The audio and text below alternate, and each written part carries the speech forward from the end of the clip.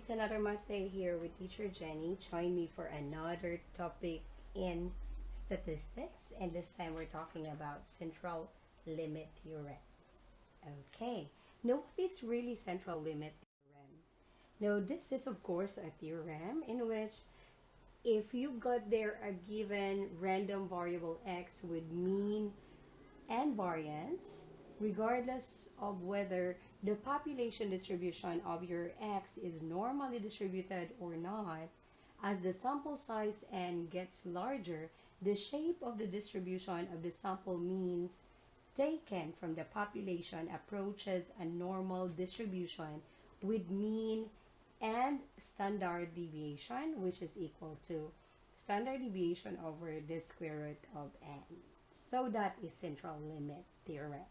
Now let's try to talk about and dig down deeper on what is really central limit theorem and what is it, or how is it important in our statistics. So first, when you say central limit theorem, we have here another theorem in which that states that the mean of the sample means is equal to the population mean. So normally when you're talking about central limit theorem, we must know that our mean of the sample means are equal or is equal to the population mean. So meaning if you were with me on the discussion of or on the topic of sampling distribution, you would really know that when you're looking for your means on the sampling distribution of the sample mean, that will be equal to the population mean. So you have that one as your mu sub x bar, that will be equal to your population mean. Now next, according to the central limit theorem there, your standard deviation of your sampling distribution of the sample mean will be equal to the standard deviation over your square root of n. So that is how we find our standard deviation on the sample mean. And then according to the central limit theorem, we have there if population is normal, then the sample means will have a normal distribution. Now this is now regardless if your n is greater than 30 or if your n is less than 30. As long as your population is normal, meaning to say population is normal, the graph there shows a bell-shaped curve. That is how you view a normal distribution or a normal population. Now, if your population is not normal, meaning to say the graph there shows might be a straight line, or meaning to say it's uniform, or your graph there is skewing to the right or skewing to the left, that means to say we can make use of our central limit theorem in which that distribution will be approximated to a normal distribution. So that is central limit theorem. So we have lastly, we have if population is not normal but sample size n is greater than 30, then the sampling distribution of the sample means approximates a normal distribution. So meaning if you've got a uniform distribution there, meaning to say if you've got this graph, okay, let me graph that one so that you can really see what is uniform distribution looks like. Now, I guess I have this one in my last video on the sampling distribution in which your sample means are the same all throughout. I mean, not the sample means, but the probability distribution or the probability itself is the same all throughout the sample means. So that is uniform distribution. So this would look like a straight graph in here. And this is your P of X bar. This is the probability of your sample means there. And the horizontal is your sample means. I hope that's clear. That's uniform. Now, another one is you've got a skew graph. Skew meaning to say, if you try to picture out normal distribution, if you've got the mean somewhere here, that means to say that will be your center. But when you say skew, that means to say your graph will not be located in the middle. That might be looking like this. Okay. That's a skew graph. So that's not normal, right? This one is not normal. This one is also not normal. Because according to the normal distribution, your graph is with a bell-shaped graph or curve. So it's not normal. Now, if your population is like that, that means to say we can still make use of our Z distribution or the Z table or how we normally found its probability or the area using the Z table or the normal distribution by simply making use of the central limit theorem, in which we approximate that to a normal distribution. Given that we're choosing a sample which is greater than or equal to 30. So the magic number there is 30. So it must be that your n value is greater than or equal to 30 so that your distribution there will be approximated to a normal distribution. Even though you've got a population which gives off a uniform distribution or a skewed distribution. So that's central limit theorem. Okay?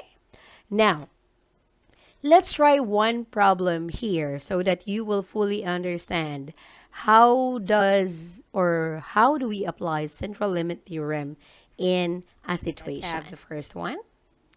The average age of teachers in a certain town is 34 with standard deviation of 4.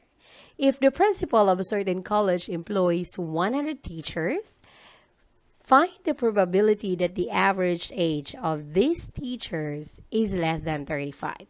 Now take note, it's not mentioned on the problem that that is a normally distributed problem.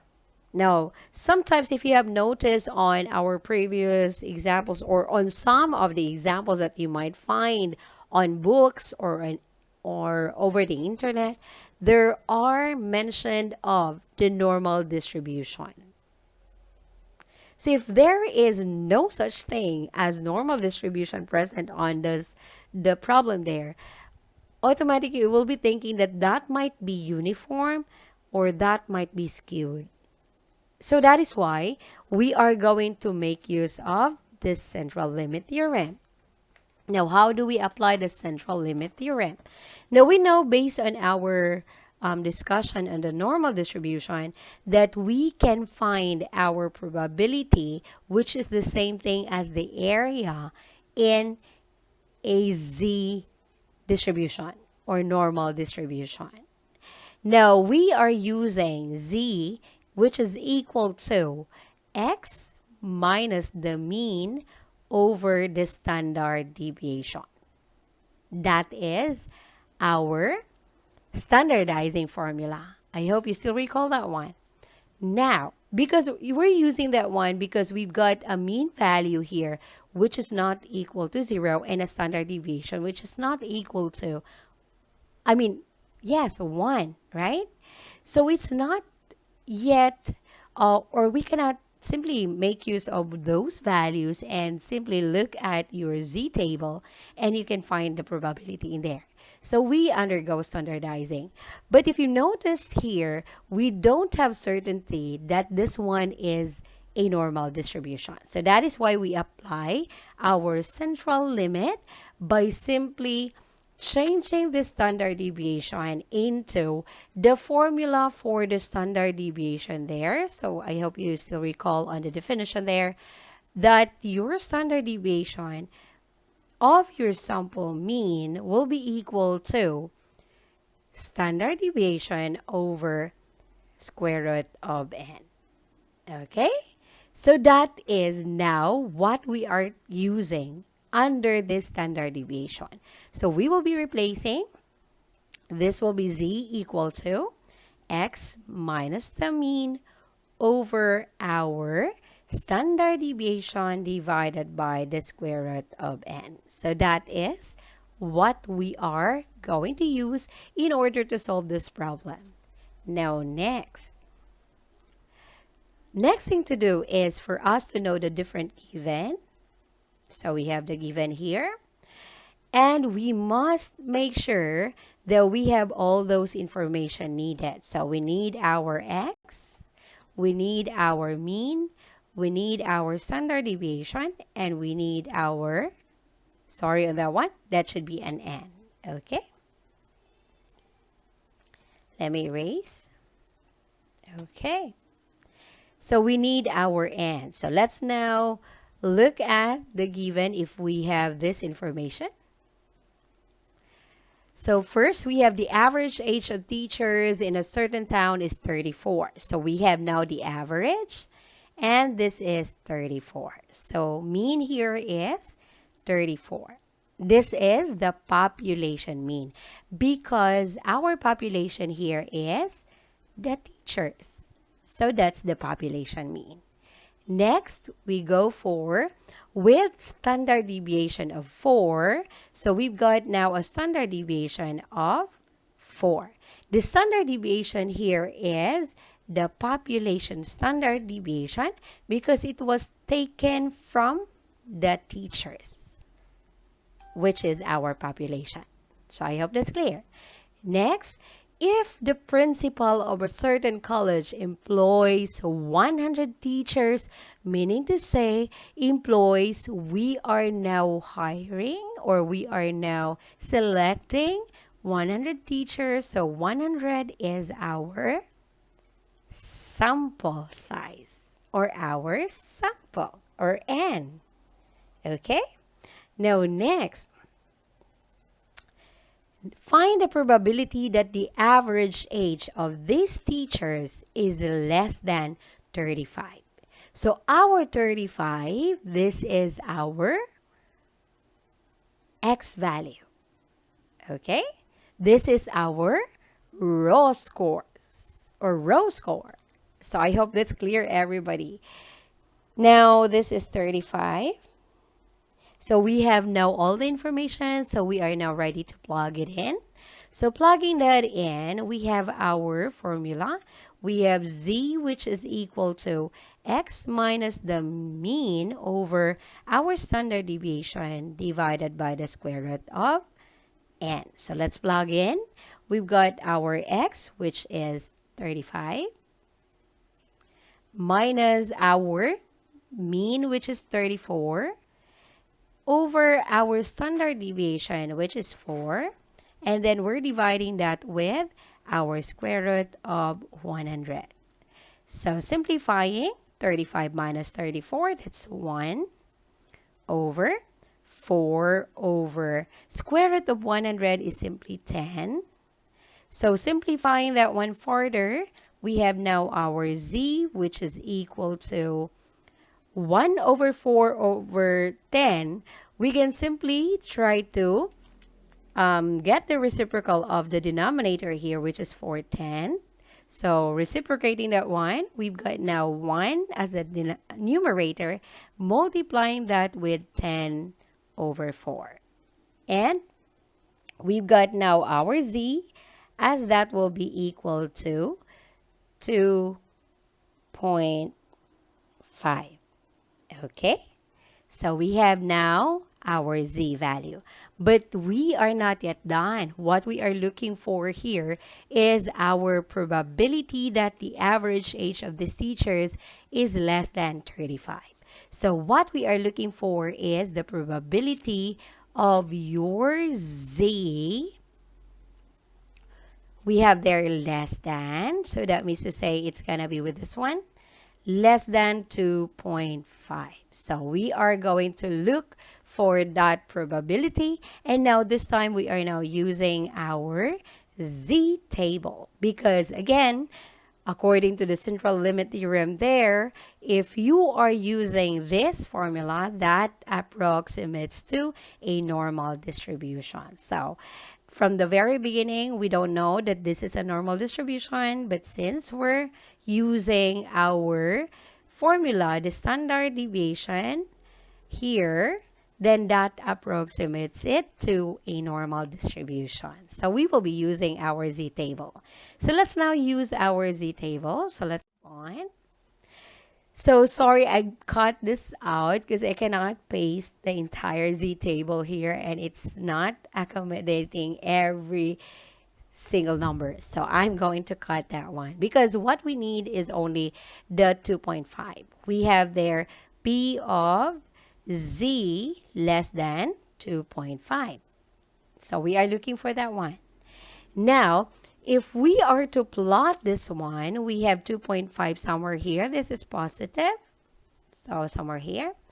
Since we're looking for the probability of z less than 2.5, so that means to say our area, take note, probability and area, they are the same when we talk about normal distribution. So this is now the area that we're looking for. So I hope you are with me when I had the discussion on normal distribution, because without the graph there or the illustration of your area, we can actually make or look for the probability right away by simply looking at this one. So we've got here the area is moving towards the left side because your pointer here is pointing towards the left side. So we know this is moving towards the left side. And we've got here a positive value of z, which is found on the right side. Because I'm using the two ways. We've got the SSS and also the OSA, in which when you say SSS, same side, that subtracts. I mean to say, if we have here the same direction, let's say left and left, that means to say we're subtracting. But looking at that, we had left and right, so that means this is out. We are using OSA. OSA meaning to say opposite side, or you can have it as opposite sign, we add. So we're adding. Now, since we have only one value for z here, so what we're adding with the value corresponding to the 2.5 is your 0.5. Okay, so we know we're adding 0.5 with the area equivalent to 2.5 on the z-table. So 2.5, locating that one, this is here. And of course, we don't have a second number after the decimal point. So that means it's going to be with a 0 on the header. So this is now the area that we're looking for, and that area will be added to 0.5. So we have 0.4938.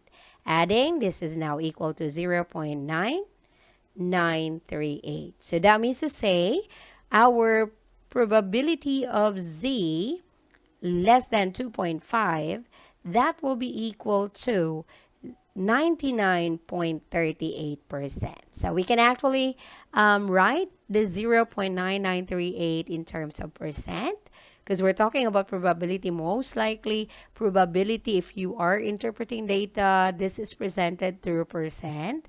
So in converting your decimal to percent, we're just moving this one twice towards the right side, and we have 99.38%. So what does it mean? This would simply mean that the probability that the average age of these teachers, which is less than 35, is 99.38%.